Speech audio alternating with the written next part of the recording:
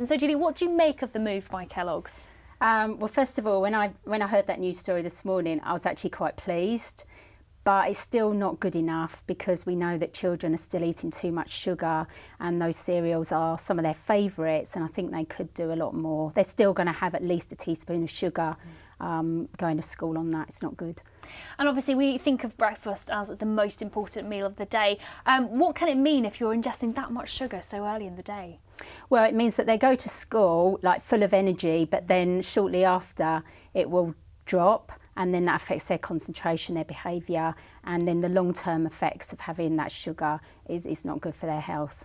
And Kellogg's have also announced they're changing the packaging on some of like Frosties, for instance. What do you think that will do to help children not be potentially attracted to buying those cereals? Yeah, because the trouble is I've got 2 children myself, so I know what it's like when you've got that packaging. It's got their favourite Disney character or their sports heroes on. It does attract them to it. So I think changing the packaging would be a good thing.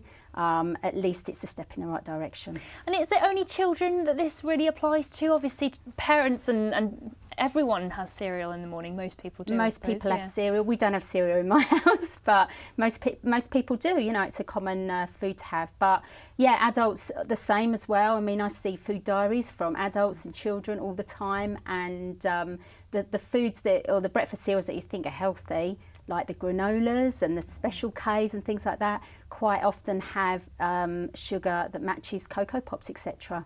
But quite a few of that, granola for instance, sometimes packages themselves as something that's the healthy option. Do you think that that's the case? It's all about branding potentially? It's a bit misleading, isn't it, really? So if you make granola yourself, it's really healthy and you can really lower the sugar, but most of those ones that you buy, the mueslis as well, are very, very high in sugar, and it's not a great way to start the day. And in terms of how much sugar we should be having throughout the day, what's the recommended amount? So for kids, really you don't want to be having any more than about 5 teaspoons, but that isn't a lot. When you look at, you know, when they reduce the Cocoa Pops sugar, they're going to reduce it by 40%, but that's still going to give them at least a teaspoon of sugar.